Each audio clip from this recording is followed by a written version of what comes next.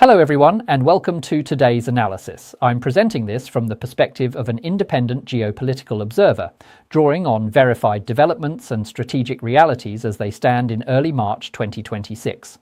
As Iran's long-standing strategic patron, the Chinese Communist Party, CCP, responded to President Trump's decisive strike that eliminated Supreme Leader Ayatollah Ali Khamenei with verbal condemnation, but notably refrained from any military involvement or material support. This came as little surprise to seasoned watchers of Beijing's behavior, once it became clear that Iran's regime had effectively run out of strategic utility and was on the verge of collapse. The CCP moved swiftly to distance itself. Reports indicate that instructions were issued to the Chinese embassy in Tehran to destroy all evidence of prior military assistance, arms transactions, and related procurement records, including details tied to the 25-year Comprehensive Cooperation Agreement. This purge encompassed documents that could conflict with U.S. sanctions on Iranian oil, as well as specifics on weapons deliveries, training, and joint programs. The display of overwhelming U.S. military resolve, culminating in Operation Epic Fury and the targeted elimination of Khamenei, has clearly rattled Beijing. President Trump has signaled his intent to visit China later this month, specifically calling for what he described as the grandest reception in Chinese history. This puts Xi Jinping in a classic dilemma. Hosting the American president who just dismantled a key authoritarian ally risks alienating what remains of Beijing's shrinking circle of autocratic partners. Cancelling or downgrading the summit, however, could accelerate a dangerous downward spiral in US-China relations at a time when domestic political considerations, particularly Xi's position ahead of any leadership transitions, make stability with Washington highly desirable. As a result, the late March Trump-Xi meeting in Beijing appears inevitable and is already in preparatory stages, with US and Chinese trade officials scheduled to meet in mid-March in Paris to tee up potential deals on Boeing aircraft purchases, US soybean imports, Taiwan-related sensitivities, and even follow-on measures after the US Supreme Court's recent reversal of certain fentanyl-related tariffs. In the immediate aftermath, Beijing has treated Iran as a disposable asset, essentially abandoning it while actively pressuring Tehran against any closure of the Strait of Hormuz.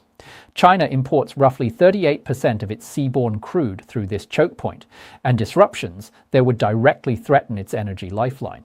Chinese officials have reportedly leaned on Iranian counterparts to refrain from targeting tankers or Qatari LNG facilities, which supply about 30% of China's liquefied natural gas.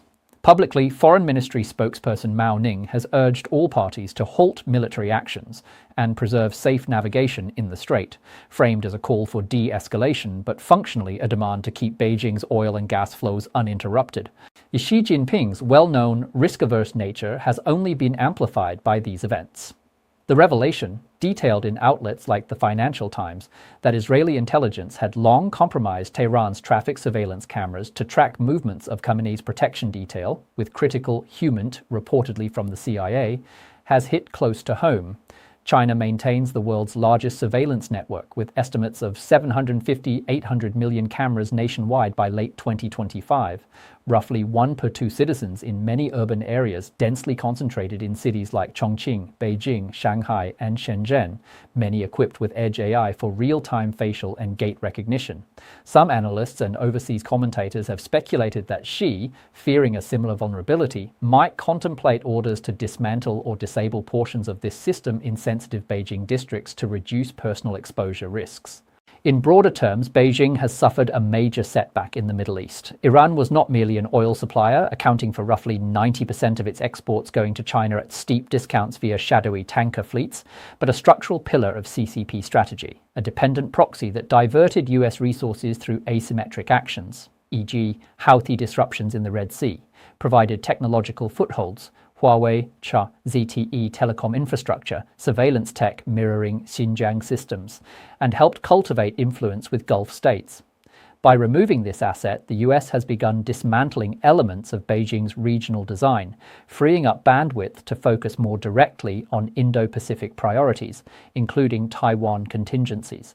The CCP's trademark opportunism is on full display. Verbal reaffirmations of traditional friendship with Iran from Foreign Minister Wang Yi, while privately shredding paper trails and blocking escalatory moves that could choke its own energy arteries.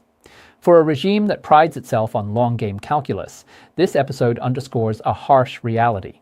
When push comes to shove, self-preservation trumps alliance loyalty. With Trump having just neutralized a key piece on the board, Beijing now faces the prospect of Washington turning its full attention eastward. The Iran file is closed as a viable buffer. The real contest lies ahead.